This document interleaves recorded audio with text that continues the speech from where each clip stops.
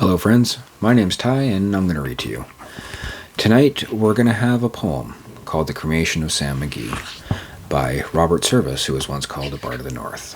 When I was a kid growing up, there was a really big book of Robert Service poems on our bookshelf in my house.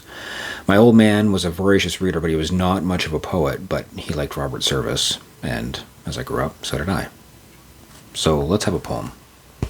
Here we go. There are strange things done in the midnight sun by the men who moil for gold. The Arctic trails have their secret tales that would make your blood run cold. Their northern lights have seen queer sights, but the queerest they ever did see was that night on the marge of Lake LaBarge when I cremated Sam McGee. Now Sam McGee was from Tennessee, where the cotton blooms and blows. Why he left his home in the south to roam round the pole, God only knows. He was always cold, but the land of gold seemed to hold him like a spell, though he'd often say in his homely way that he'd sooner live in hell. On a Christmas day we were mushing our way over the Dawson Trail. Talk of your cold through the parka's fold, it stabbed like a driven nail. If our eyes we'd close and the lashes froze till sometimes we couldn't see, it wasn't much fun, but the only one to whimper was Sam McGee. Now that very night as we lay packed tight in our robes beneath the snow, and the dogs were fed and the stars overhead were dancing heel and toe, he turned to me and, "Cap," says he, "I'll cash in this trip, I guess. And if I do, I'm asking you won't refuse my last request." Well, he seemed so low that I couldn't say no. Then he says with a sort of moan, "It's the cursed cold, and it's got right hold till I'm chilled clean through to the bone. Yet 'tain't being dead, it's my awful dread of this icy grave that pains. So I want you to swear, foul or fair, you'll cremate my last remains."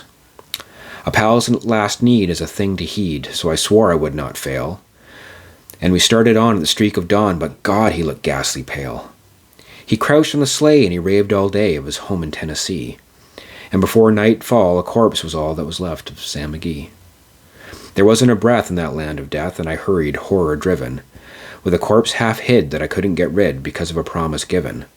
It was lashed to the sleigh, and it seemed to say, "You may tax your brawn and brains, but you promise true, and it's up to you to cremate those last remains."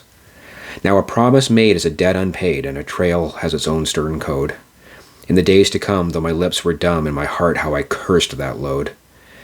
In the long, long night by the lone firelight, while the huskies, round in a ring, howled out their woes to the homeless snows, oh God, how I loathed the thing. And every day that quiet clay seemed to heavy and heavier grow. And on I went, though the dogs were spent and the grub was getting low. The trail was bad, and I felt half mad, but I swore I would not give in. And I'd often sing to the hateful thing, and it hearkened with a grin. Till I came to the marge of Lake LaBarge, and a derelict there lay. It was jammed in the ice, but I saw in a thrice it was called the Alice May. And I looked at it, and I thought a bit, and I looked at my frozen chum.